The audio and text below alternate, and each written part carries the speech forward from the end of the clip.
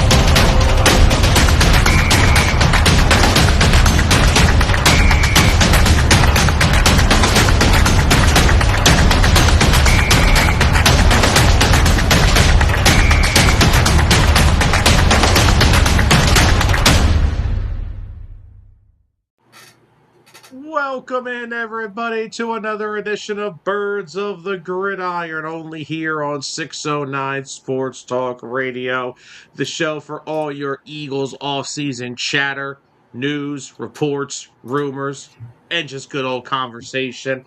And of course, we are your hosts, Sam Nelson, Tyler Adams. Tyler, I know it's your favorite day of the week. Happy Friday. Happy Friday. Well, for some people it's Friday. For some of us it's Monday. But it's okay. It's still Friday. Oh, but see, here's the thing with me, right? Real quick. But here's the thing with me. I don't care about my schedule at work because guess what? When all the people today get to say, yay, it's Friday, I get to flip it back on them and say, hey, it's Tuesday. Let's go. And they're all pissed at me. Because I get off Wednesday, Thursday, so I get midweek off. I'm cool with that. I like that. So look, a lot of Eagles stuff to talk about tonight. Of course, some former Eagles have opened their mouths once again. One of us is highly upset. We will not mention which one. We'll talk about that. We'll talk more about Jalen Carter's contract extension, because if anyone didn't see, Jeffrey Simmons just became the highest paid defensive tackle in NFL history last week. So we're going to talk about what could that mean for Jalen Carter and his contract extension. What could it look like? We are not the people that are going to come on here and say, oh, well, we're kind of nervous to extend Jalen Carter. Breaking news. I'm not hesitant to extend premier player at his position. Mm-hmm. Like Chase, and like I said, shout out Chase Sr., awesome Eagles guy over on Twitter. Sometimes you need some psychopaths in your locker room. So we'll talk about what Jalen Carter's contract extension could be as well. The Eagles did lock up their entire 2026 draft class to their rookie contracts this week. We'll talk about that as well. But Tyler, last week on Birds of the Gridiron, we had a very interesting show. We had a very good conversation about the offense and what our expectations were heading into 2026. Now, the offense, it's a little different of a story. You know, there's a lot of change, a lot of turnover, new offensive coordinator again. Yep. You know, A.J. Brown is now gone. Mekhi Lemon is in here now. They also have Eli Stowers, Dontavian Wicks. A lot of moving parts in the offensive room in every aspect, from OC to assistant coaches, the personnel, a lot of change. However, this week, we are going to dive into the other side of the football. We're going to go over to Vic Fangio and that dominant defense that he has put together over the past 2 seasons here in Philadelphia.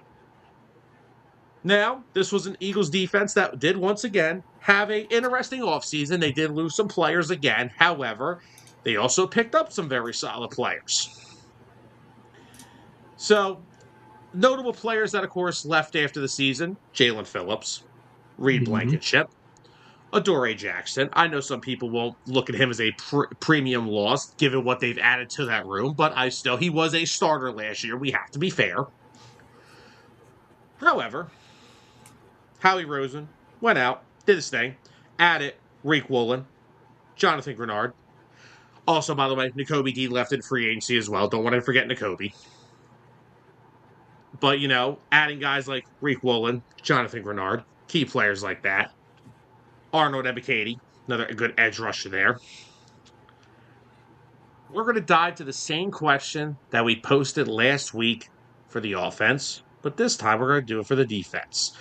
Where will the Philadelphia Eagles defense rank in 2026? Well, usually our poll questions are a little bit better, more balanced. Not this week. Good. 90% of the vote. Well, of course, and your options were top 5, top 10, top 15, 16 or lower. If you voted 16 or lower, I need you drug tested. 90% of the vote said the Eagles defense will rank top 5 this season.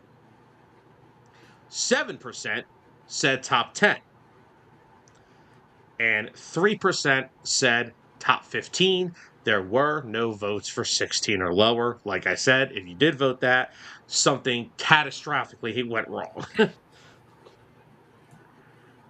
Tyler, we know how this show goes. I'm just waiting for you to say it. We know how the show goes. The floor is yours. Where do you have the Philadelphia Eagles defense ranking in I'm ready to jump 2026? right into this. Last week, I had to temper the expectations of the fans. I didn't agree with the vote that got the most. I believe it was top 5 as well last week, wasn't it, for the offense? Yeah. I had to temper the expectations there. But fast forwarding to this week, can I get an other option to select? Because I want to go top 3. Forget top 5. Top 3. I believe this defense will be amongst one of the 3 best defenses in the league next year in total defense. I've heard a lot of great things coming out of mini camp from Reek Woolen, surprising people, which it shouldn't come as a surprise. I mean, he was just a cornerback 2 on a Super Bowl winning team, but bring him on over to Philadelphia, throw him in a room with Cooper DeJean and Quinyon Mitchell, and he's shining there too. Oh, not to mention the great defensive mind of Vic Fangio being able to help mold him more into a better player than he already was. He was already a good player. I think he's going to have the best season of his career in Philadelphia this year. So, I mean, he's poised for it. No quarterbacks throwing towards Quinyon. They're going to be going towards him, and that's going to be a huge mistake because he's 6'4", 6'4" corner you're throwing at. Good luck. Good luck. But aside from that, the trade for Jonathan Grenard, pairing him up with Jalen Carter, Moro Jama, Jordan Davis, whatever we get from Nolan Smith this year, Arnold Ebiketie, I think, is going to be a good contributor in the rotation.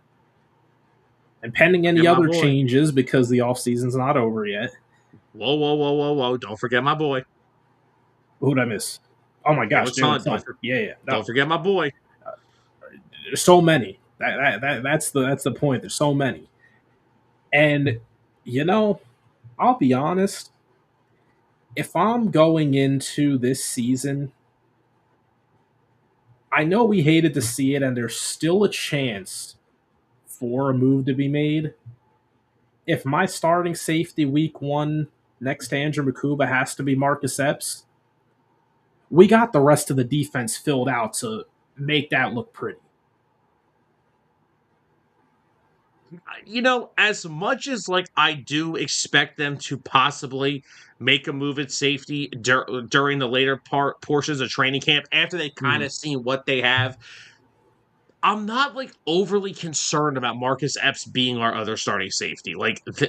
Epps last year when he came in after Andrew Makuba got hurt, thanks to a former safety that is no longer on this team, and somebody's watching. Not gonna bring up any names, but again, Epps played well, and I'm not overly concerned about Epps being the starting safety because, again, where else? I mean, look, Vic Fangio is not a defensive coordinator where you're going to be able to pick apart the one weakness that this defense has, which Yeah, it may be Marcus Epps. Because now, of course, we have to see how Andrew Makuba is next year in his second year. I think he will be fine. I thought he I do got too. better as his rookie season went on. It was unfortunate that he got hurt when he did because I Yeah, really thought he was starting to mold himself into a really solid player. Here's how I know Andrew Makuba is going to be a good football player.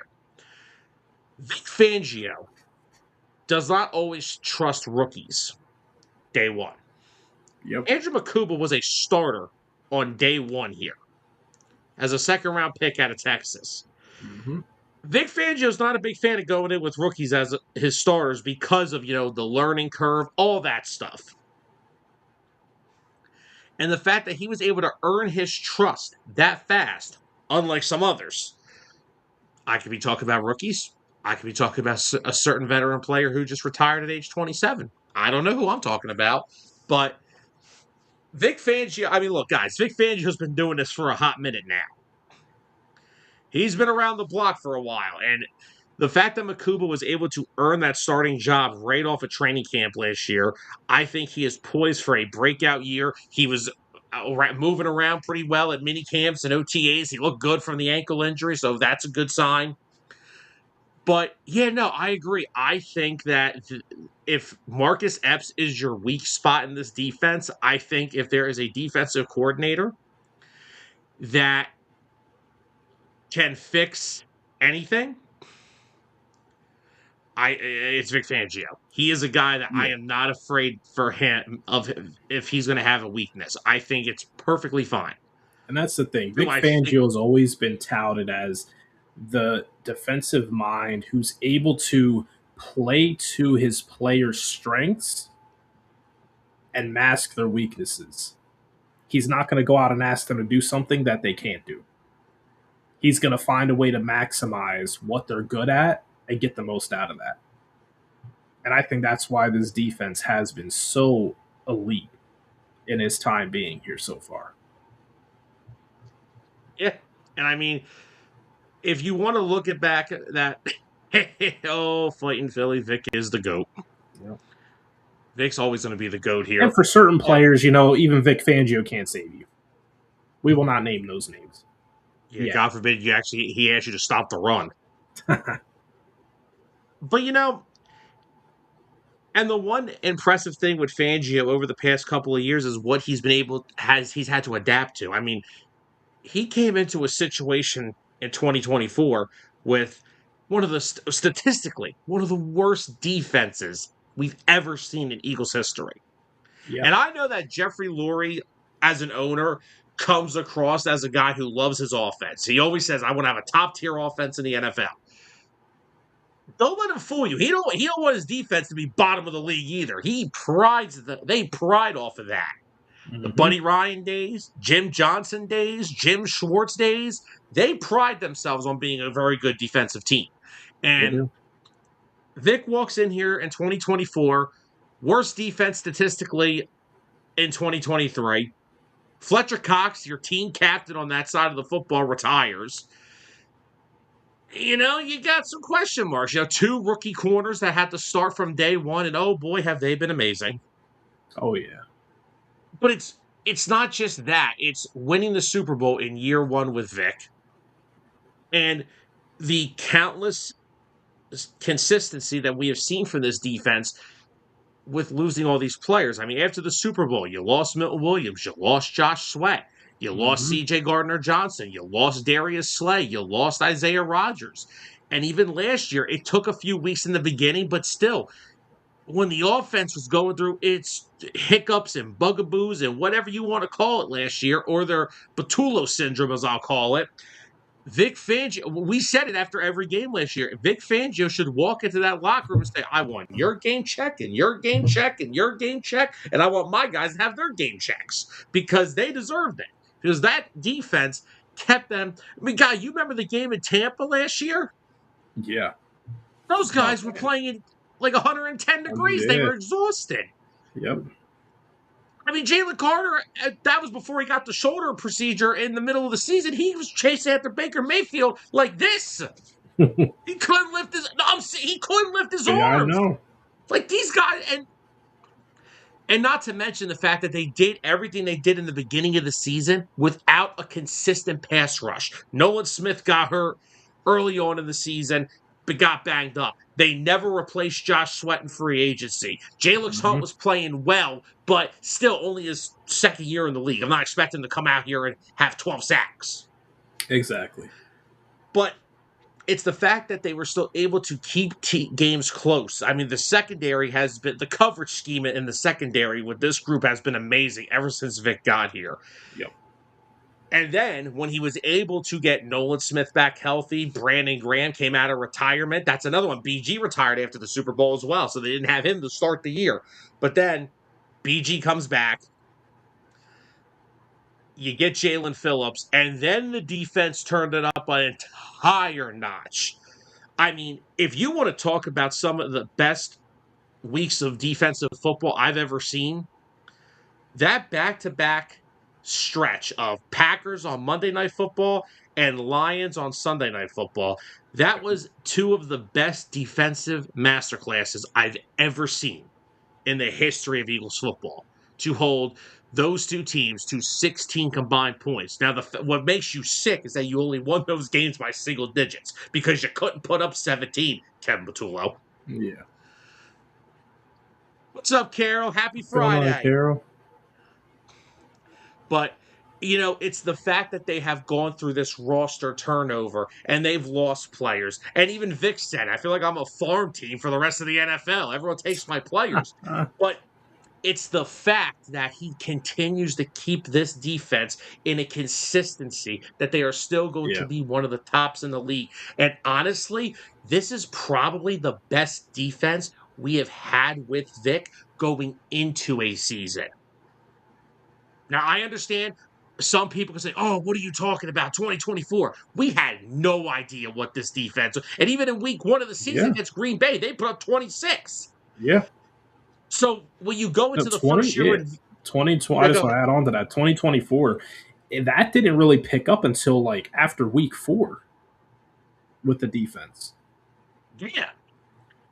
And it just got to a point where, like, we did not know where this defense would be when Vic first got here. Yes, he was known as one of the best defensive minds in the game, but we didn't know what to expect. I mean, we had to overhaul our entire corner room. We had to Hmm. bring back CJ at safety. We were losing Fletcher Cox. We didn't know what was going to happen. And now you go into this offseason where, again, you lose Jalen Phillips. Would I have wanted to keep Jalen Phillips? Absolutely. I wasn't paying Jalen Phillips that much money. Not at all. And Nope. to be honest, if I'm being completely fair, I think the Eagles got a cheaper but better player to replace him with. I love Jalen Phillips. I'll never not recognize how much of a boost he provided our defense last year when he got here. I think Jonathan Grenard's a better player. I don't know if people will agree with me on that, but I think Jonathan Grenard's a better player. Yeah, when he's healthy, I believe he's a better player. So, again, you bring in Grenard. This secondary, even though we started the show by talking about, Marcus Epps, maybe being the weak link of the team, possibly, Andrew Makuba only being in his second year, this is probably the best group of corners that they have to open a season with in a long time. And I know people want to say, oh, well, 2024, they were here. Yeah, but here's the difference. Quinyon was a Hmm. rookie. We didn't know what to expect from him, which, by the way, after what we've seen happen this week with a certain other corner in that draft class, to which we're not going to bring that up on this show, Howie Roseman, another pick he nails. Another pick. Nailed the pick.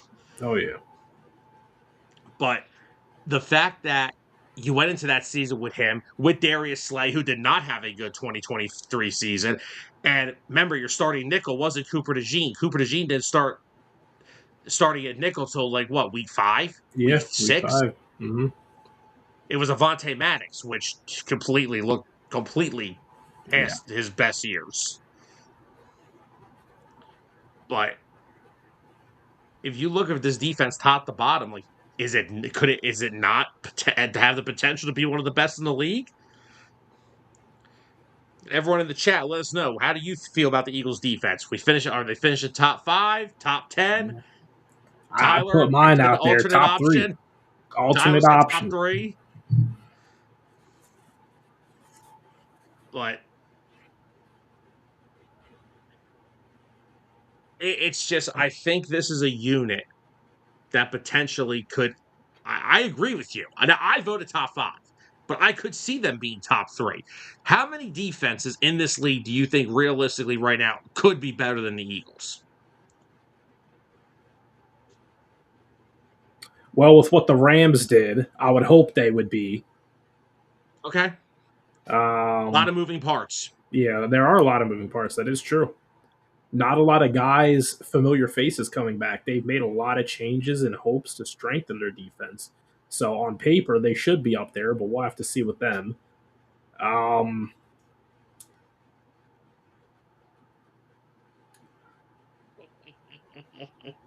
I'm not Oh, saying I'm not saying that's outrageous. It's totally possible. see, I Karen, mean, that's the what I only love about you. team I can think maybe the Texans will be around there, but I don't know if I'd I, say top three. Maybe closer to like 5 or 6. whoa, whoa. I'm Careful just how you trying. talk about my boy, D'Amico Ryans. I know. But they're another one. They're returning basically the same defense. You watch how you disrespect my boy D'Amico. Hey, there was no disrespect there. Top five defense is still a good defense. Damn it. All right. Do you want me to give you my top 3 defenses heading into this year? Even though I hate the fact that we're doing this now because we're going to be doing our top 10 list later in the summer. Not in this order. Eagles, Texans, Seahawks. Those are my top 3. Broncos, I think you can run on them a little bit. I think they need to fix some things up there. Yeah. Rams, they could be, but I got to see it first. I mean, look, as Eagle fans, 2011 Dream Team, right? You could put the best 11 guys on a football field. That don't mean they like each other. That don't mean they get along. Doesn't mean they play together. Now, granted, the Rams aren't Well, being coached. The I Rams don't will. have a line coach being their DC, but that's another story. I will add, if Aaron Donald comes out of retirement, Forget everything I've said. then the Rams might be a lock for best defense in the league. Forget everything I've said. All right, good question. Do you think BG comes back? Hmm. It's tough because like this is a deep room right now. And I know you can say, yeah, you can never have enough pass rush depth, but I mean, I'm looking at Jalen Carter, looking at Jordan Davis, Mauro Jamo, Nolan Smith, Jalix Hunt, Ty Robinson, Ebikadi. I'm looking at Bernard. Grenard. I'm looking at, honestly, AJ Epinesa is going to be in the rotation. Or Bernard might get some snaps. Not a whole lot at first, but depending on how much they like him, they might give him some snaps. And Byron Young, too. Harry Young played very well He last year in a did. So, rotational like, role. But, I you know, honestly, here's the thing.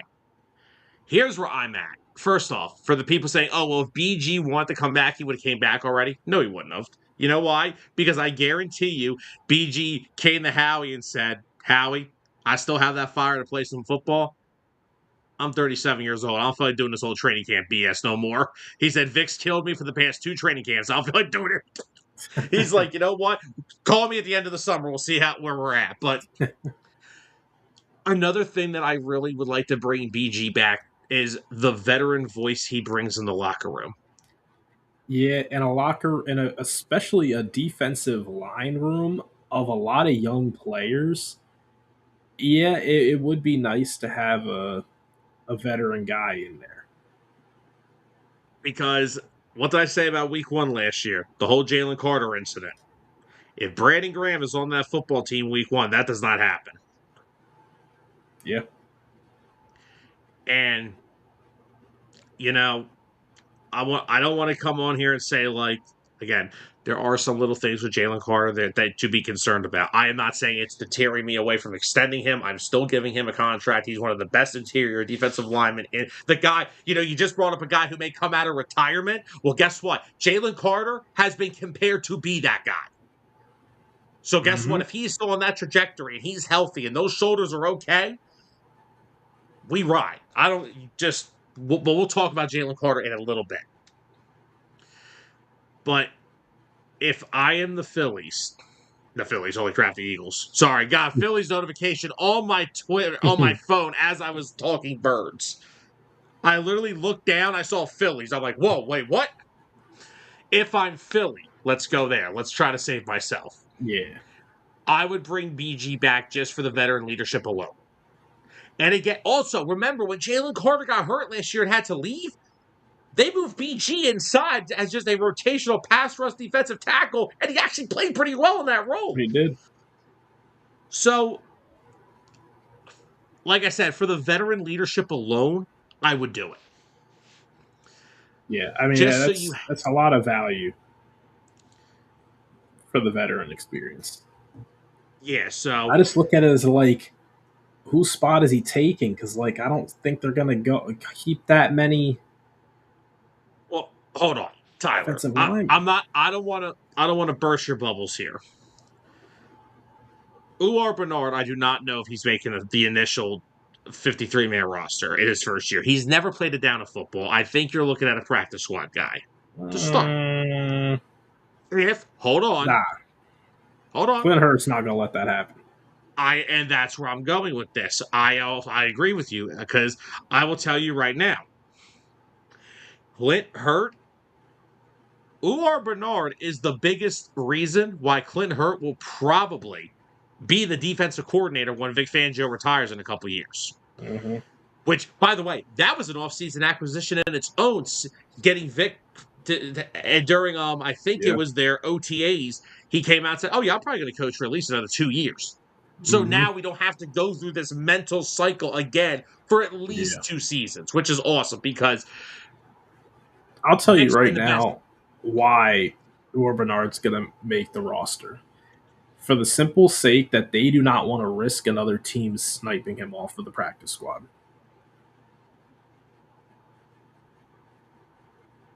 Oh, they didn't just take this kid just to take him.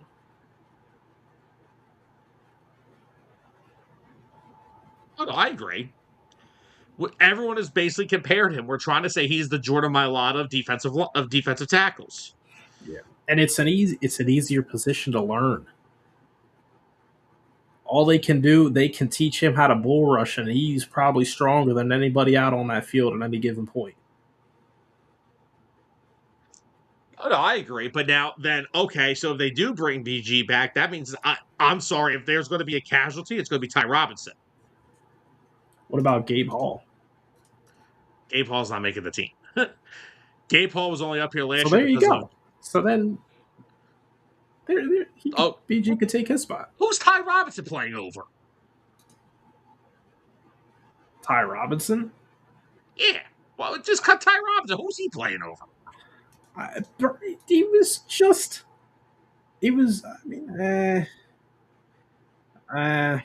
don't know. I feel like it's too soon to cut Ty Robinson. Still put him on the practice squad. They could. Oh, they'll figure it out. Why must you ask me this? Who's got a Super Bowl? Hold on. Whoa.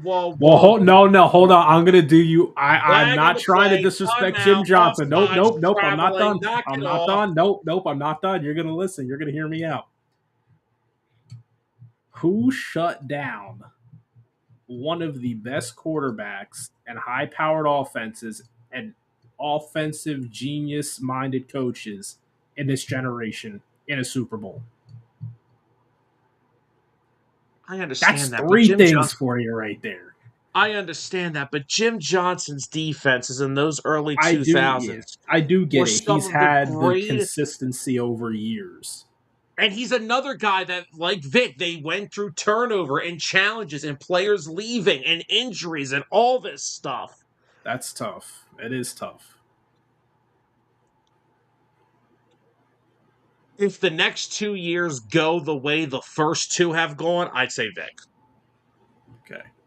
I'm gonna stay Vic on may the have. side of I'm in the Vic Fangio boat. I Love can't Jim blame Jim Johnson. Johnson for what happened in the NFC title games. There were That the is true. 2003 and the 2003 NFC Championship game against the Panthers. We scored 3 freaking points. It's hard. It's hard to coach a defense when your offense only scores 3 points. As for the Super Bowl in 2004, I don't remember freaking Jeremiah Trotter and Brian Dawkins being hung over and thrown up on the field. Yeah. Again, names I won't. I'm not bringing names up. But I'm not.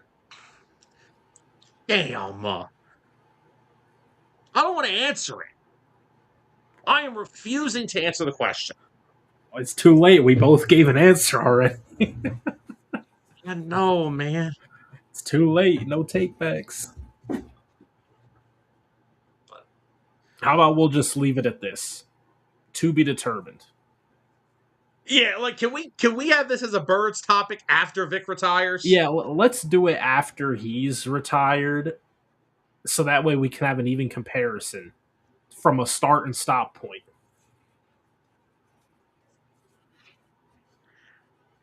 But let's get off that topic because that just drove me nuts for a minute there because I can't answer that question. Let's talk about the levels of this defense. We kind of talked about the cornerbacks. Rick Woolen. I think he is the perfect corner too, opposite of Quinyon. He's a playmaker, fast, quick, has the size. It finally keeps Cooper DeJean in that nickel position, which, again, we keep talking about Marcus Epps and Andrew Makuba. If Marcus Epps only has to play like a certain amount of snaps, because I know the Eagles don't run a lot of base defense. I know they go nickel a lot because of how good Cooper DeJean is in that situation. I'm perfectly okay with running with Epps and Makuba because of how confident Vic is in how all these guys play. Yeah. So if Cooper's going to be the safety in the base package, which again they don't run often, I'm cool with that. Now, do they add a safety still? We don't know. But right now, like Epps and Makuba isn't awful. No, it's serviceable. It's good enough for how great the rest of the defense is. And we've been talking about the defensive line as well. Like, Jalen Carter, one of the best interior defensive linemen when he's on the football field. Jordan Davis apparently has been working in some more 3 technique stuff. Oh, good Lord. Moro Ajomo, who's probably going to get a huge payday after this year. And again, I feel like the edge rusher room is so improved compared to when we went into training camp last year. Oh, yeah. I mean, you're going to have Nolan Smith, who has a chip on his shoulder. He had a breakout year in 2024, had a big postseason. We have 6 sacks in the playoffs. He was amazing in the postseason down the stretch. And then, not to mention the fact that he played the Super Bowl with that torn tricep. And I love the interview he had after it when he was talking about it. And they say, "Yeah, you're done." He said, "The hell I'm done. Put a mother effing brace on me and let me go back out there." But, you have Nolan Smith. Jalix Hunt going into year 3. I mean, you want to talk about, the one thing we always talk about this scheme is dropping your edge rushers back into coverage. I really don't think we give enough credit for them drafting Jalix Hunt, knowing he was a very raw edge rusher, but he had a background of playing safety. We do not harp about that enough, how big that is for a scheme that sometimes your edge rushers do have to drop in the coverage. And ironically, Jalix Hunt had 3 interceptions last year. Which led the team. I don't know if that's a good thing or a bad thing. Yeah, exactly. But then you think about how good our defense was last year. It's like, I don't know if that's a good thing or a bad thing. Yeah, But it's like, how do we feel? One of our edge rushers led the team in interceptions, but then we also still had a top 5 defense. I'm not complaining. I'm not complaining either. But I mean, and then again, Jonathan Grenard, he's probably going to start day one. I'm Oh going to yeah. be interested to see how the 3-man rotation is. Like, I know Ebike's going to be like your 4th guy off the bench. He is basically an upgraded version over Josh Uche and Azeez Ojulari last year. Mm-hmm. Azeez unfortunately got hurt before the season, hurt his hamstring, never really got into a role here. And Josh Uche actually played well in the beginning of the season, but then once Jalen Phillips came over here, he kind of lost his role. But I thought he was Yeah. fine early on. But again, when you're asking guys that should only be playing about 15 to 20 snaps to play more, you're going to have some issues. Yeah. But no, I think personally, I think this group, I mean, the defensive line, I'm interested, like I said, to see how that 3-man rotation works. Like, who starts? Who starts? I think you're going to see a lot of Carter. I I'm torn between Davis and Ajomo. I'm not talking about the interior guys. Okay. I'm Wait, talking so about who are you talking? Oh, just I'm talking edge about the rushers. edge Who rush. starts? Okay. Just edge Because so rushers? here's the thing: Carter and Davis are going to start every first 2 downs. Ajomo comes in as the 3 The technique and pass rush passing down down. Yeah. Mm-hmm. because and look, that's not a knock on Jordan Davis anymore because Jordan Davis honestly last year as a pass rusher really He improved. was. Yeah. My man was out there chasing down Mm-hmm. all the quarterbacks. He's out there chasing down Matthew Stafford, Josh Allen. My man is out there running dudes down now.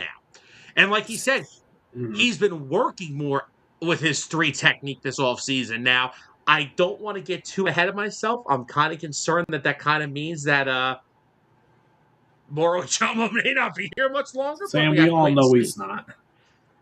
Ajomo's money is going to go in Jalen Carter's contract. That's where it's going to be reallocated to. It's just a formality. It's going to happen.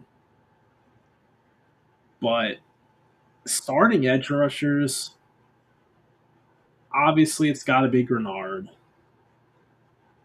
I guess it's going to be Nolan Smith while he's healthy to I start the year. I would love to see if they threw out some Jonathan Grenard and Jalix Hunt. I think they will. I think they absolutely will. First off, I don't want to, like I said, don't want to miss any of our comments. New YouTube commenter, Jonathan Harvey over on the tube. Thank you for checking the show out. Welcome. Um, Jonathan, I'm gonna say 2 things. Number 1, go Phils, and number 2, if I were the Flyers, I trade the pick for a proven player. Mm. I'm done with the Flyers and their draft picks. Stop, So because you you know want them what? to turn into the Miami Heat? No, because I'm watching all these other teams get better while the Flyers are still sitting on their hands. Trade the pick. Yeah, I mean, the good year that the Flyers had last year, you know? Trade the pick. Yeah. Trade the freaking pick. Get a proven player.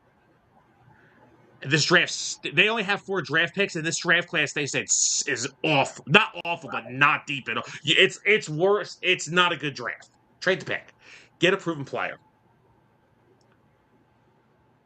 Jonathan, thank you for checking the show. We appreciate you. Oh, yeah. Always love to have a new YouTube viewer. Always love having new viewers, guys. We love all of you. But no, so here's the thing. Grenard's obviously going to be a 3-down guy. He's awesome against the run, and when he's healthy, we've seen it. He can be an elite pass rusher. Oh, yeah. He's getting paid to be a starter. It's not like he came over here Yeah. and he is not going to start. He literally got a $100 million contract 10 seconds after he got traded on draft night. Yeah. The rotation will more likely be with Jalix Hunt and Nolan Smith because of Nolan Smith being inconsistent with staying on the field. Keeps him fresh because of the way he plays his style of football. Yep. He plays very aggressive. It tends to sometimes get him a little banged up. So I think if you start him, in rundowns, because I will say I think Nolan Smith is a little bit better of a run defender than Jalix Hunt. Jalix is the pass rusher who, honestly, like, I'm not saying he feeds off it, but I don't know if Jalix Hunt's ever going to turn into, like, I think his ceiling may be like a Jonathan Grenard type. He ain't no Myles Garrett. So Yeah. he feeds a lot off of those third downs because he's going with Jalen Carter, Moro Ajomo. It helps him have his one-on-one matchups, and it really does key him getting matchups to where he can win. Early on in Yeah. the season last year when Jalen Carter was hurt, you saw Jalen Hunt did struggle a little bit. But He again, did. look, I'm not knocking Jalen Hunt. He's not a fully developed pass rusher. The guy was a pass rusher for a year in college before he got Exactly. drafted. But the fact that where he is now, I'm expecting breakout season. Mm-hmm. I'm expecting another big year from Jalen Hunt. I thought he was amazing last year, and I think he's going to get even better this year. Because remember something. With the trajectory that those three are on, the Eagles are projected to extend their first 3 draft picks, their 2024 draft class coming up. Mm-hmm. Which that's what's going to see. It's going to break my heart that Ojomo's probably going to be the odd man out. It's going to break my heart. I Sam, love, it I will love Moro continue to go. Ojomo. I can't, man. I love Moro It Ojomo. will continue to go on. But no, I think the defensive line's easy. Your starters on the first 2 downs will be Davis, Carter, Grenard, Smith. And when you get to those pass rush downs, you'll get to your 3 technique. I think you'll see a Jomo, Carter. Davis will get some run to 3 technique, but as long as a Jomo's here, I mean, that's what he thrives off of. Yeah. You'll have a Jomo, Carter, Grenard, and I think Jalix Hunt a lot. Now, Nolan Smith will mix in here and there too, but again, I think rotating Jalix Hunt with Nolan Smith makes a lot of sense because of Smith's inability to stay healthy. Yeah. Now, could the Eagles still keep a Jomo and Hunt? Yes. But that probably means, like I said, the Grenard trade didn't tell me about Nolan Smith's future. The 4-year extension did. Mm-hmm. I don't know if Nolan Smith's going to get another contract with the Eagles. No. And it's not about his play. He's a great player. He is a terrific football player. He can't stay on the field. He had injury issues in college. He had him in his rookie season. We saw how good he was when he's healthy in 24. He was amazing. Postseason was amazing. Last year, though, got banged up. And even when he came back, I didn't see much of him. Yeah, not the same. So it's a pivotal year for Nolan Smith. It is a very pivotal year. But if I had to pick my starters, like I said, that's how it would look. First 2 downs, you'll have Davis, Carter, Grenard, and Smith. 3 technique pass rush situations: Hunt, Grenard, Carter, Ajomo. By the way, have we not? And we've already talked about how, because look, I know we talked about the corners. We mostly talked about Reek Woolen because, like, I ain't got to talk about the other 2. I know what Cooper DeJean is, and I know what Quinyon Mitchell is. Mm-hmm. Quinyon Mitchell, you want to talk about top 3 stuff? There you go, right there. Quinyon Mitchell's a top 3 corner in football. If you disagree with that, then I don't know what you're watching. Oh, well, he doesn't have the interceptions. Well, yeah, I wouldn't throw at him either. Go ask Brock Purdy how that went in the playoffs. Now, I know the Niners ultimately won the game, but, Brock Purdy felt himself a little bit, and look, I won't lie. That first drive, Q was off. He gave him some big catches. But, then Brock Purdy started feeling himself, and he's like, oh, I can get some passes on Quinyon Mitchell. Well, then look what happened later on. Mm-hmm. Not a smart decision. If you expect Quinyon Mitchell to get interceptions, do not look for the regular season. He saves them all for the big moments. Yep. The guy's got 4 career interceptions all in the playoffs. Make that make sense. Mm-hmm. Crazy stat. Not to mention, we haven't even talked about our off-ball linebackers at all. Yeah. Smale Munden. What? Smale Munden. What? Jeremiah Trotter Jr. Knock it off. Knock it Well, off. let's talk about him then. Well, King why don't you Bald kick us off?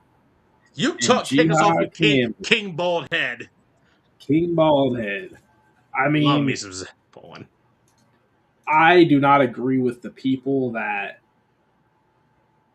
criticized him last year for a quote unquote down year. You didn't. I'm not saying it was you, but there were people who said that he had a down year last year because he had 64 solo tackles, 3.5 sacks, 2 interceptions, forced fumble. Apparently, it's not good enough. I guess he set the bar too high in 2024 to where having a good year in 2025 just was he's fallen off. He is still one of the top off-ball linebackers behind only a very select few in the NFL.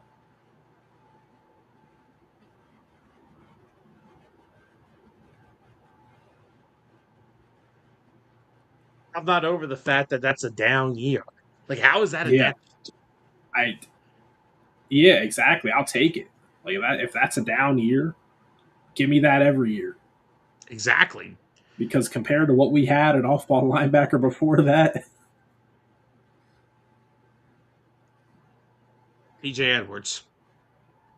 which hey, I like TJ. TJ wasn't no Zach Bond though. No, he was not. Oh, who was the dude? Who was the dude start? Who started next to TJ? Yikes! You expect to remember that?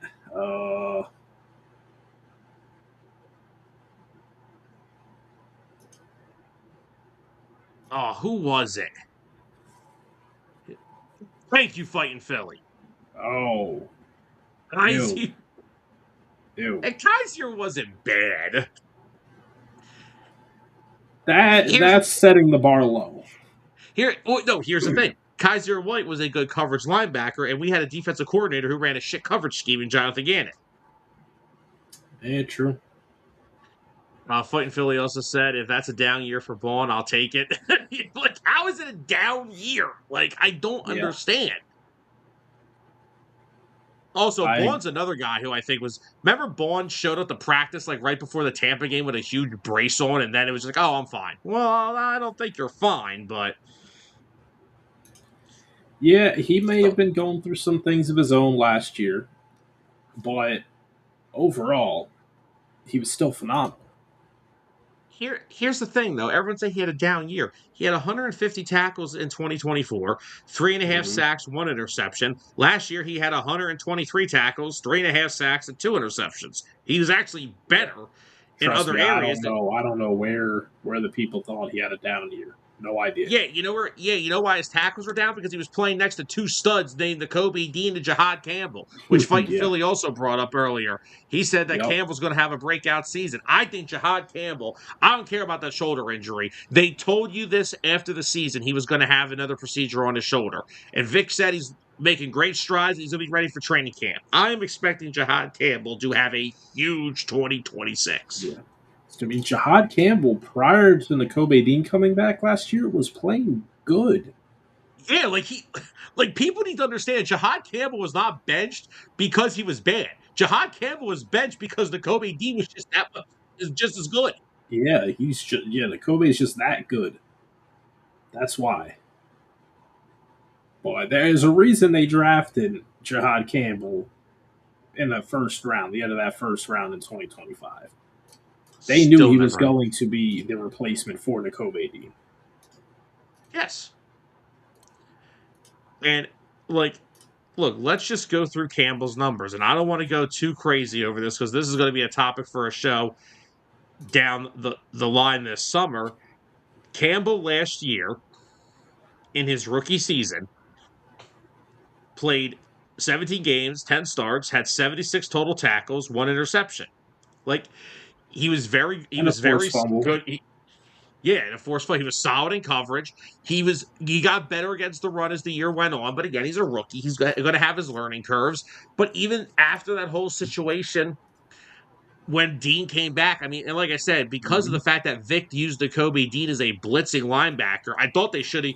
I was because first off, let me just say this one more time, people. And we had this conversation all last season, and I know WIP is going to have a field day with it this season as well. Jihaad Campbell is not, nor has he ever been, an edge rusher. So for all the people last year that kept clamoring, oh, use Jihaad off the edge, he is not Mike Parsons. Okay. No. So that is something I'm so sick of hearing. Jihaad Campbell is not an edge rusher. Now, do I want to see Jihaad Campbell as a blitzing linebacker the way they used Nakobe Dean last year? 100%. I think if you have Renard off, so say you go to a third down, right? Renard off one edge, even though Vic doesn't like blitzing a lot because he likes to win up front with his front four. Yeah. Grenard off one edge, Jalix Hunt off the other, a Jomo and Carter up the middle. Oh, who left the middle open for Jihaad Campbell to missile his way right through to the quarterback? I want to see that a lot next year. Mm-hmm. I want to see a lot of that. Evening, Georgie. What's going on, George? Tell Bryce congratulations from the both of us. Yeah. Congratulations. So, yeah, I'm expecting a big year out of Jihaad Campbell. And I think Zach. Here's the thing. I'm not going to say Zach Bowen's going to have a breakout year. He's just going to have another consistent Zach Bowen year. He's going to give me 120 plus tackles. He's going to make plays when I need him to. So I'm not saying nothing about Zach Bowen because he's just going to do what he does, and that's just be one of the best middle linebackers in the game. So I'm cool off that. So we have spent a very nice 50 minutes talking about the Eagles defense, and we still have a lot to get through. So to end the night real quick on the Eagles defense, Tyler, let's go through it one more time. Of course, 90% of the poll said top 5. Give me your bold prediction, and everyone in the chat, put it in the comments. Where will the Eagles defense rank in 2026? Total defense? Yes. Third. Okay. I'm going to go 4. I think Seattle's is just as good. Houston's my favorite defense outside of the Eagles to watch. Yeah. Philly Eagles are there. I have to, even though it's a lot of moving parts, I have to respect the Rams because of the amount of Hall of Fame caliber talent they've added to it. With McDuffie and Garrett, I know I'm calling McDuffie a Hall of Famer. He's one of the best defensive backs in the league right now. He's got a couple Super Bowls under his belt. Trust me, that's a Hall of Fame worthy resume. All the improvement that they've made, I will have to show them the respect they deserve. And if there was a team that would finish in my top 5, I would probably say Denver, depending on how the whole Jonathan Cooper situation plays out. They're still going to get after the quarterback. Still have the best, in my opinion, the second best defensive player in the league in Pat Surtain. Yeah. I'm very high on the Denver Broncos this year, so I'll put them at 5. So that's where I'll go with my defenses. But we're going to stay on we are going to stay on the defensive side of the football, Tyler, and we are going to go over and talk about Jalen Carter for a minute here because, as we all saw last week, Jeffrey Simmons became the highest paid defensive tackle in NFL history, with I believe an average salary now of $35 million a year. Wow. As he got remember Jeffrey Simmons still had 2 years remaining on his current contract before this Yeah. deal. So when this 3-year deal kicks in, it is hold on, I gotta go find it because here we go. It is a 3-year, $105.8 million extension with $100 million guaranteed. So, and it will pay him $35 million a year. Now, the question is, of course, also real quick, good evening, Mama Robin. Hope you're having a great Friday night.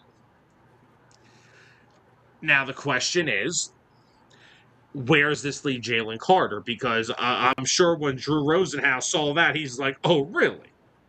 Jeffrey Simmons got Yeah. how much? Well, we always said Jalen Carter was going to be the one to reset the market for And then defensive Jeffrey tackles. Simmons said, hold my beer.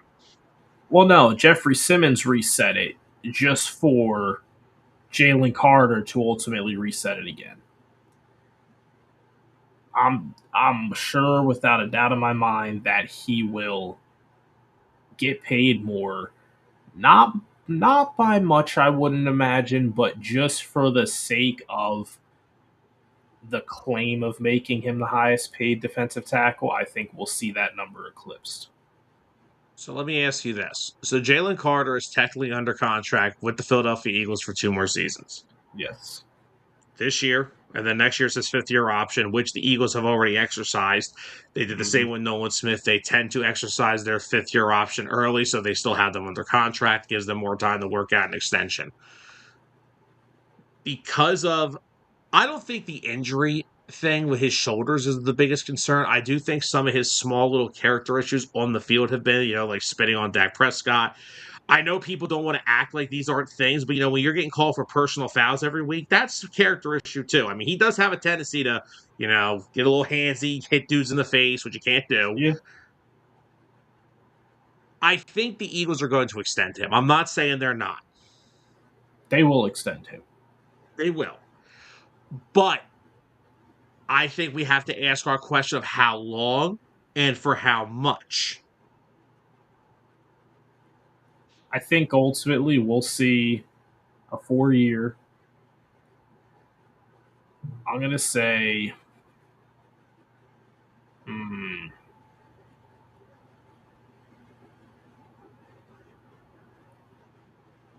I'm trying to think, because you said the average for Simmons was about 35 million. When his 3 year extension kicks in after Yes. 2 years from now, he will be Yes. making $35 million a year. Because it was what, 3 years, 100. Three for like 105 with $100 million guaranteed. Mm, So I could see.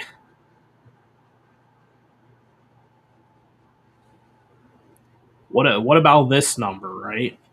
4 years, 145 million.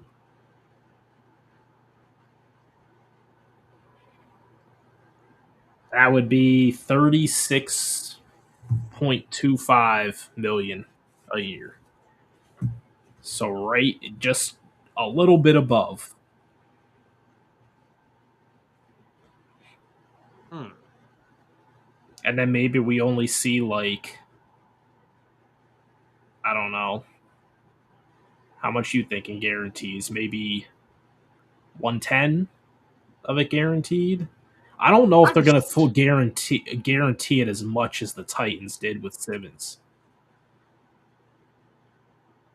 yeah, because Simmons still does have a little bit more of a track record than Carter. I mean, Honestly, Carter's only maybe they would guarantee the money for the first 3 years. So let's see, what's like 36 times 3? 108 million. So yeah, 110 million. Like I said, maybe they what guarantee about that. here's where I'm going to go with this, okay? Because here's how I think: if they go 4 years and beyond, Hmm. I think they're not going to pay him more than Simmons. I think they'll want to, if they go 4 to 5 years, I think they're going to Mm, want to keep that number around that 33 to 35 million. So either he's going to get paid as much as Simmons or he'll get paid a little under. What if they gotcha. went 3 years? At, I believe, let me just make sure my number was right here. I think I was at, what if they did 3 at 115? That's 38 million a year. Mm, And I would say that with 115, maybe 105 million guaranteed. I mean, that's more than Simmons got, but again, yeah. it's a shorter term deal, higher AAV.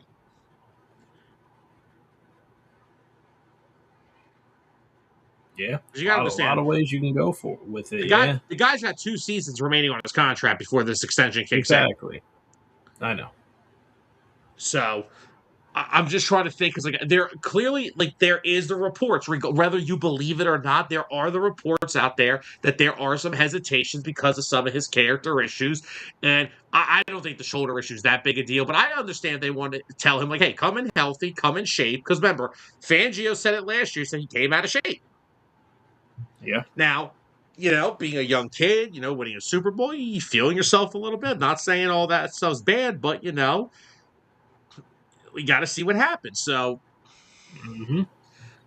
I'm going to say here, let's wait and see. But I think they could go 3 for 115. I think 3 for 115 is very fair for what the Yeah, that's situation fair for a is. 3-year deal. But again, that's if they want to go there. Now if they go 4 years, hmm, You probably go a think little maybe higher on. drop it to maybe 33 a year? That's where I was thinking. Anywhere from 4 to 5 years, I think they may want to drop him around that 33 million. And that's not a knock on Jalen Carter. I know Yeah, everyone's going to want to say, well, oh, he wants to be paid what Jeffrey Simmons is. No offense. Jeffrey Simmons has a longer track record than Jalen Carter. yeah. Jalen Carter's only been in the league for And 3 years. Now, honestly, for Jalen Carter, it's more contract stability, right? You get that extra year, you probably get more guaranteed money on top of that. So it honestly could end up working out better for him, even if the average per year isn't as high as Jeffrey Simmons. yeah. Because, and again, the biggest thing that people keep bringing up, that he's had these issues without having the big payday. What's going to happen after he gets the big payday? And I get there's concerns with that. I Yeah, do. So I, there for are. one, We've seen guys before. They get paid and they get lazy. it's not even being lazy. Money just turns you complete. Sometimes money changes people. Money changes people. Like we say, money could be the root of all evils. And it could change a person for the better, but usually it changes you sometimes for the worse. I'm not saying that's the situation here. I think that this deal will get done, but I am a lot more comfortable saying that I would go 3 for 115. I'm okay with going higher AAV, shorter on the years. I think I'm cool with that. And hey, maybe only going 3 years, maybe that keeps somebody in the field of play like Moro Ajomo coming back. Who knows? We'll have to wait and see. Hmm. But I'm cool with Jalen Carter going. I think 3 for 115 is fair, and I'll say 100 and how much that you think they would guarantee? 3 for 115. Simmons got 100. Carter's getting 15 million more on the deal itself. I go 3 for 115 with about 105 guaranteed, maybe. Yeah. I mean, I then think that's again, fair. too, I mean, isn't like how much he got in guarantees relative to the contracts like pretty historical? Teams don't usually guarantee that much of the contracts, do they? Well, Tyler, Jeffrey Simmons, 100 million of that 105 is guaranteed. Well, yeah, I know, but that's what I'm saying. Like, but what about compared to other contracts we've seen for other Welcome to players? 2026. It's how it is now.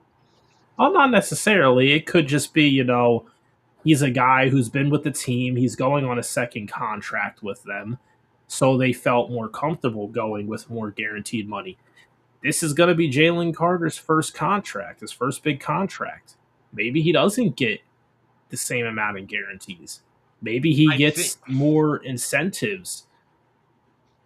Oh, I think his contract would be highly incentive based because of some of the injury risks and all that. I think it's going to be highly incentive based when his contract comes out. I think that's what it doesn't. There's no doubt in my mind.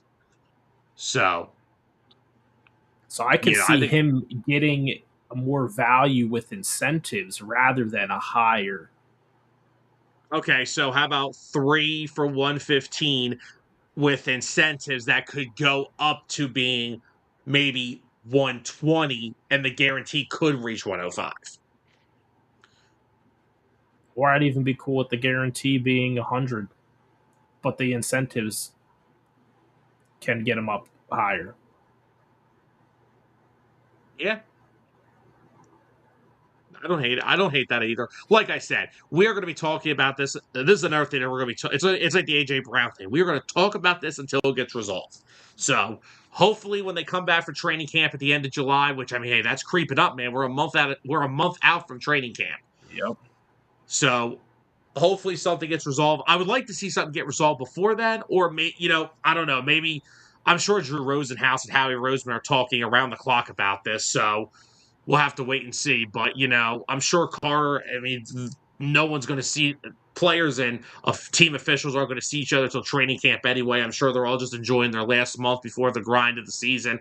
And look, I'll give Jalen Carter credit. He's so far this offseason, he's been working. You see, he's in the gym constantly, getting his shoulders in Mm-hmm. shape. He's looking to be in really good shape this year.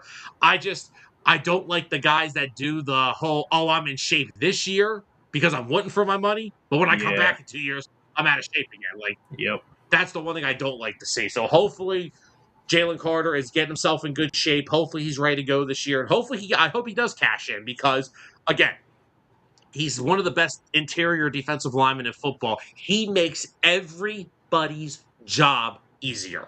Like I said, Milton Williams, no disrespect to Milton. I loved him here. I wish he was still here, and he was good last year in New England. But Milton Williams got paid by playing next to Jalen Carter, but then he got paid to be Jalen Carter. Yep.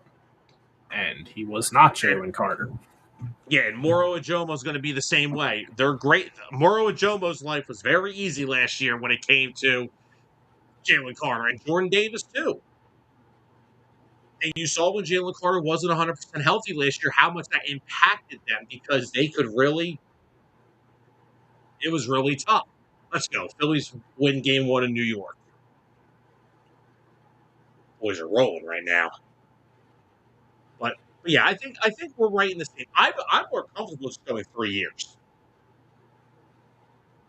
And I mean, well, let's be real quick. Let's because we still have a lot of stuff to talk about. How old is Jalen Carter now? He is. Let me see. No, Jalen Carter Probably what? currently 25. 25. So a 3 year extension would take him till he's 30. And that's probably right around the time I'd be saying, "Oh, let's see where he is at that age," because not all great defensive linemen age the same. True. Yeah. I would much rather only pay him till he's 30 than when he's 32. Yeah, that is a good point. I'm okay with going 3 years. 3 years, one fit higher AAV. I'm cool with that. I'm actually really okay with that now. So yeah, I think I like where we're at here. 115, 120, high incentive base, 100 million guaranteed. I think we're in the right ballpark there. I see them going to four. Sure, if he wants another year, okay. Knowing this psychopath GM, he'll put 18 void years.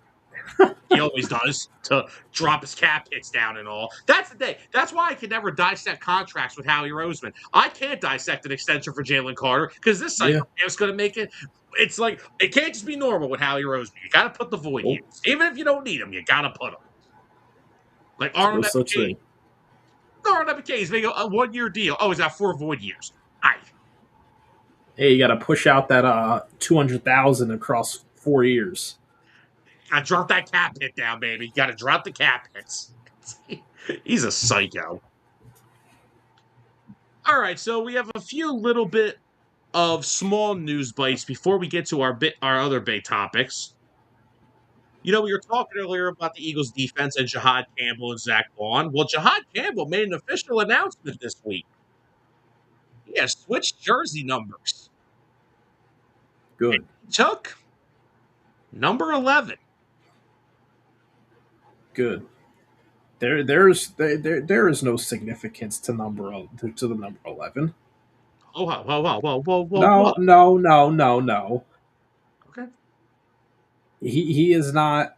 I will say this: he is not even Nick Foles, and Nick Foles' number was not even secured.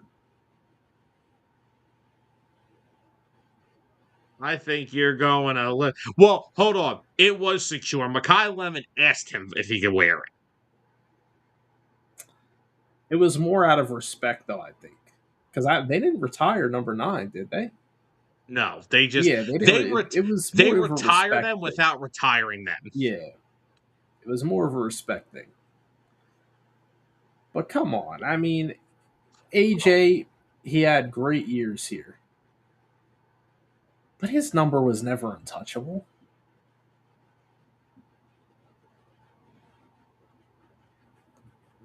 I mean, yeah, but I also think that whole signing the poster in the complex saying the greatest to ever play here, and they're like, "Oh, really? Well, watch this." Yeah.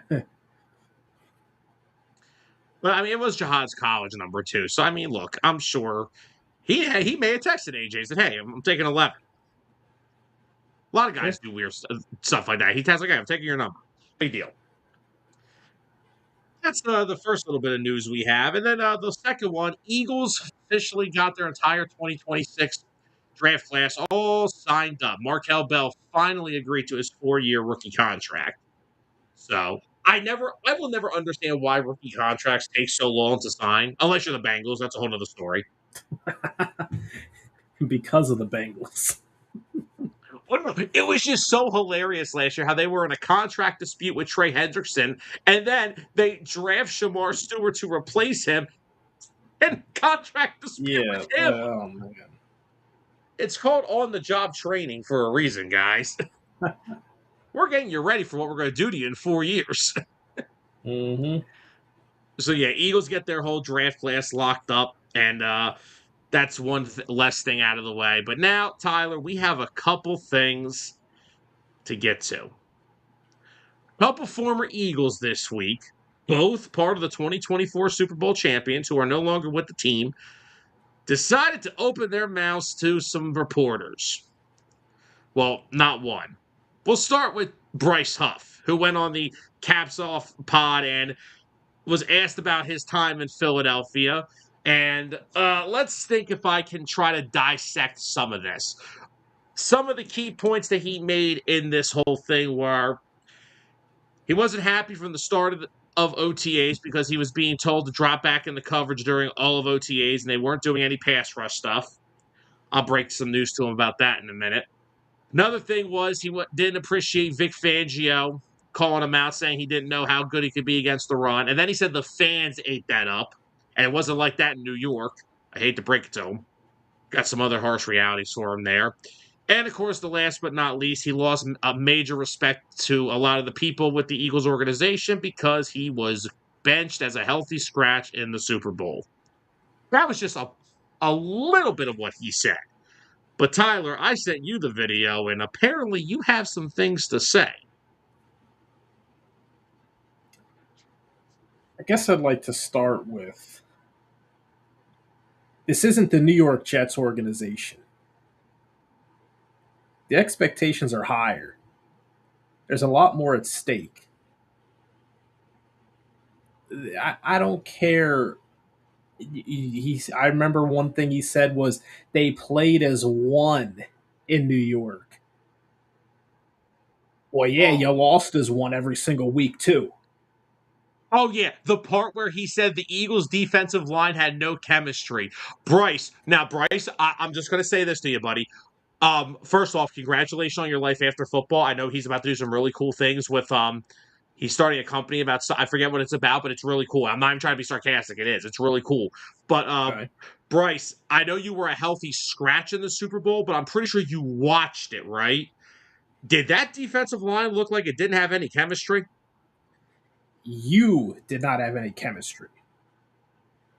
I mean, I hate to be the guy, but I have to say, Bryce Huff was just basically a one hit wonder with the New York Jets. Not too hard to do that.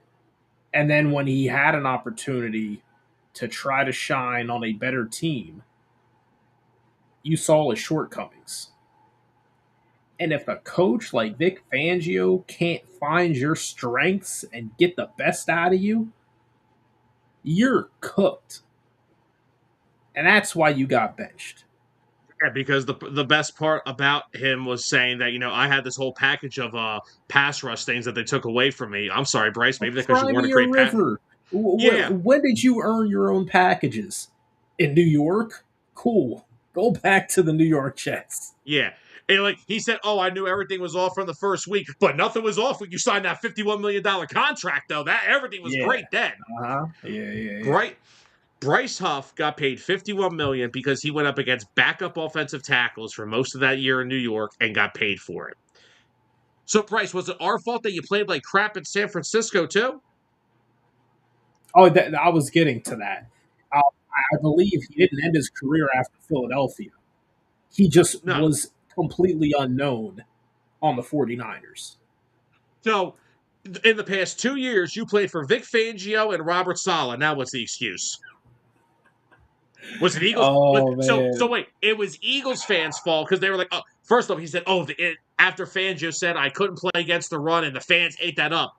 Bryce, I hate to break it to you, we may be but small voices. this this Hold on, city, hold on, hold on, hold on, hold on, hold on, hold on, hold on, hold on, hold on, hold on, hold on. Bryce, let me just explain. We may be two very small figures in the media, and we're small. We don't toot our own horn here. For you to come up and say that the fan base ate that up and that's a big reason why you struggled, Bryce, for the past 5 years, we have had to deal with the national media ripping our quarterback to shreds about getting the 2 Super Bowls and winning one. We've had our wide receiver one wanting to kill our quarterback for the past 5 years. Trust me, Bryce, we didn't care if you were on the field in 2024 since you got lapped by Nolan Smith and a guy in Jalen Carter who was a pass rusher for 2 years in his life. and here's the thing: the city of Philadelphia, the fan base, we have very short sight, short. We're very short minded. We're week to week like Joel Embiid. As long as you come out and you perform, nobody cares what happened the week before that. We'll Yeah. love you one week, we'll turn on you the next. It's just the way it is. So come out and play. Don't be a little baby and whine about it and end up just getting benched every week because you can't be a capable pass rusher. Yeah, and like you're complaining, like, oh, he came out and complained about Vic saying, oh, he's not good against the run. Well, Bryce, in Vic's scheme, you have to be good against the run. Jalix Hunt, not the greatest against the run, but willing. He's better than you against the run. Nolan Smith, good against the run. Jonathan Grenard, good against the run. You Yep. have to be in this system. And then he's talking about OTAs, and he's like, oh, well, all they had us do was drop him back in the coverage. Bryce, that's another part of the scheme. Edge defenders have to drop back in the covers from time to time. You Yep. were not very familiar with it. Bryce, it's OTAs. They're not doing pass rush stuff in OTAs. You only have pads on. Like we said, I usually don't like to come on this show. I don't like to attack former athletes. I don't like to attack people. But for Bryce Huff to sign a $51 million contract, he is the only edge rusher to come through those doors and have a problem with Vic Fangio. Every other edge rusher that has stepped foot on this team has done nothing but praise the great defensive mind that is Vic Fangio. But because you didn't, so Mm-hmm. let's just dissect this. Bryce Huff signed a $51 million contract, was terrible, got traded to another team with another good defensive coordinator, Robert Saleh, stunk it up, and now he has to go play the blame game and point fingers on why his career And then didn't go the way it was supposed let's to. loop back one more time to the chemistry thing. That They traded for Jalen Phillips midway through the season, and he came in and he was their best edge rusher. yeah, talk about team chemistry now to me, Bryce. At some And they was point, trying, you have to take ownership for you're just not that skilled enough. they was talking about something about the interior guys and exterior guys being not around each other and together, all this stuff. Well, you're saying, oh, we did it differently in New York. Yes, let's see how doing differently in New Yeah. York has gone. Why do you feel the need to compare your time in New York? The New York Jets, I gotta keep adding. Because I would at least give him more credit if it was the New York Giants he was trying to compare, which isn't much better. But the New York Jets, are you At that kidding me? time. At that time, are you serious? What are we doing here, man? Like, what are we doing? Oh man, I'm done talking about Bryce Huff. He does not need any more mention. Oh my god. I can't believe that I had to sit there and like that was the longest 2 minute video I ever listened to. Man, That was the longest 2 minute video I ever had to listen to because it was the most nauseating, annoying. Dude, I'm sorry, he just sounds bitter. Yeah, he does. And he's like, oh, well, I lost respect for people because I was a healthy scratch in the Super Bowl. What did you do to deserve to play? Yeah, you have to earn to play on that field. It's not just handed out. So, like, what were you expecting? You were outplayed all year by Josh Sweat, Jalen Hunt, Nolan Smith, Brandon Graham. Like, what did you expect? Gosh forbid we did put him out on that field and he was playing, we might have lost. Well, I don't know if he would have affected the game that much, but probably just played his 10 snaps that he got, and that's about it. But Bryce Huff comes across as a guy who thought his crap didn't stink because he got paid $51 million, but then when he was asked to improve other areas of his game, got a little butthurt, and then he started blaming the fans. And one of the best defensive minds in all football. Which, by the way, Bryce, Vic Fangio's got a lot more success in this league than you ever thought about having. So Yeah. every edge rusher Vic Fangio went near, and he got his hands on touch goal, except for you. So it's clearly Vic's fault on why you didn't succeed. That's how it goes. Okay. All right. Next one up. CJ Gardner Johnson. I don't know where this came from. He was talking to a Bills reporter, but somehow the Philadelphia Eagles came up, and this is what it entailed to. This was the CJ being talked about when it was talking about the Eagles. Gardner Johnson seemed to take glee in what he considered a dismantling of Philadelphia's championship squad. The Eagles on June 1st traded star receiver A.J. Brown to New England. Gardner Johnson also chided them for losing free agent safety Reed Blankenship to the Texans as a roundabout replacement for himself. And then ultimately goes on to take a shot at Saquon Barkley, saying, I hope you're happy, Gardner Johnson said. You see that band's being broken up. Now, first off, I'm going to start this one. First of all, once again, I've said on Birds of the Gridiron multiple times, Tyler. I believe you've heard me say it. I've said on Unbiased.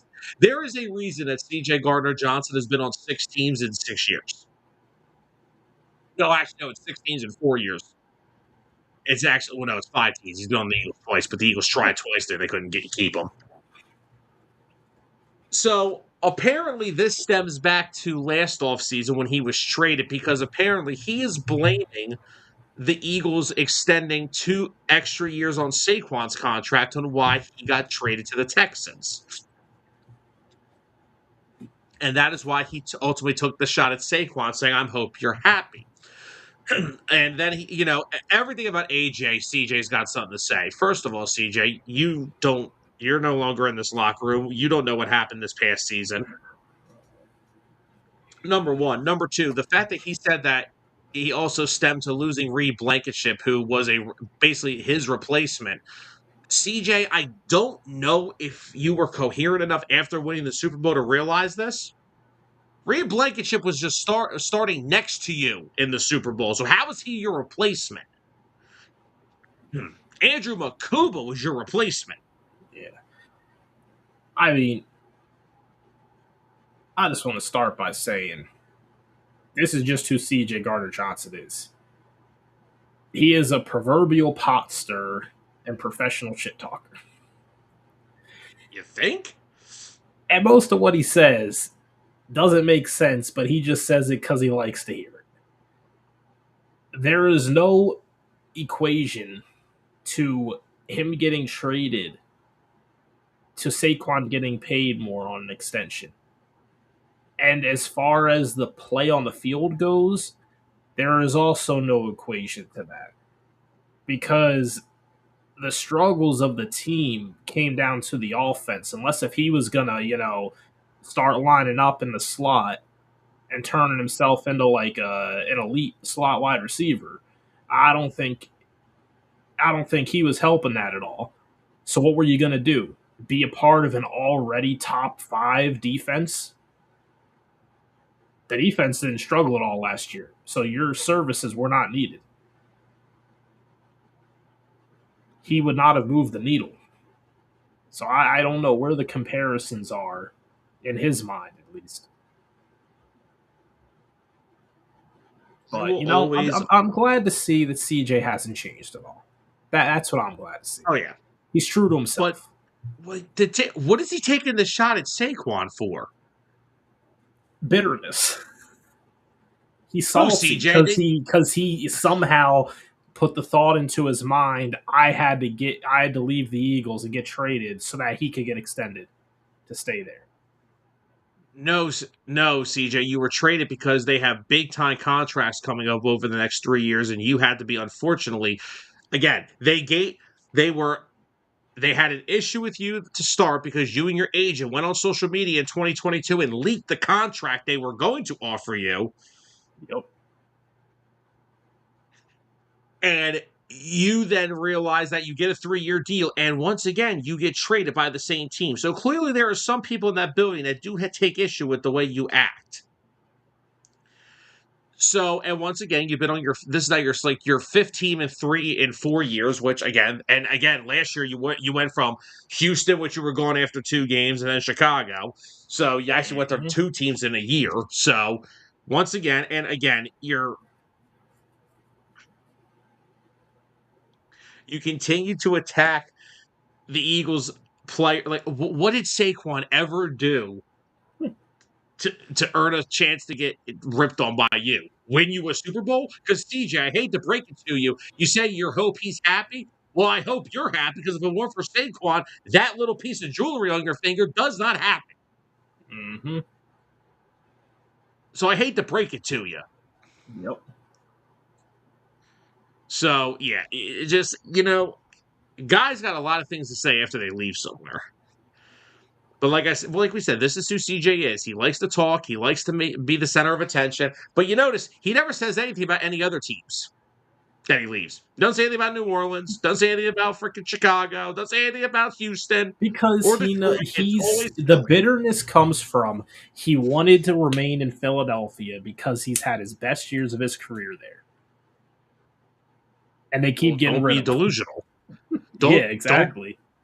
Clearly, there's things that he Yeah, does. you've obviously given them reasons to not hang on to you twice over now. So yeah, no, I'm just. I'm tired of listening to old former Eagles talk about things, and it's getting really old after a while. He just needed his yearly PR stunt too. Pretty much. But hey, CJ, good luck in Buffalo, where your quarterback shits the bed in the playoffs every year. Hmm.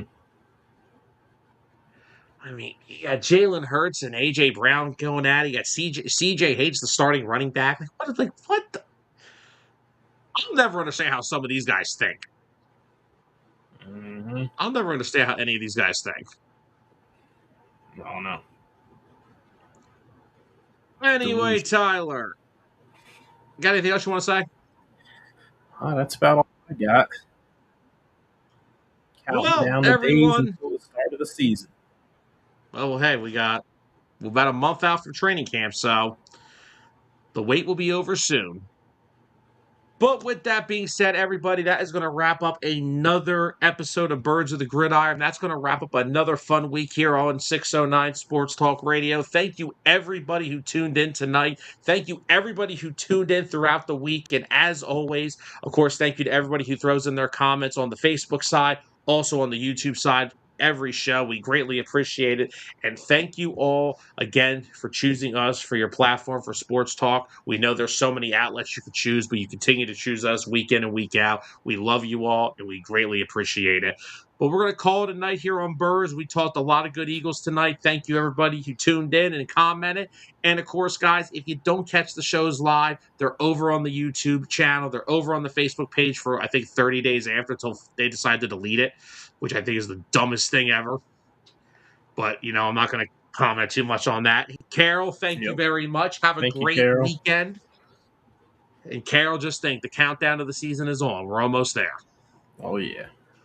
And of About course, 2 guys, months. always not eat here, right? And guys, don't forget, hit that subscribe over on YouTube. Hit that like and follow on Facebook. We're growing something special here. And we wouldn't be able to do if it weren't for all our great fans that are always in the comment section talking to us week in and week out. So, guys, have a great rest of your Friday night, and we will talk to you guys soon. We'll be back at it on Monday. 4, Tyler Adams. I'm Sam Nelson. Have a good weekend, everybody. The following has been a presentation of 609 Sports Talk Radio.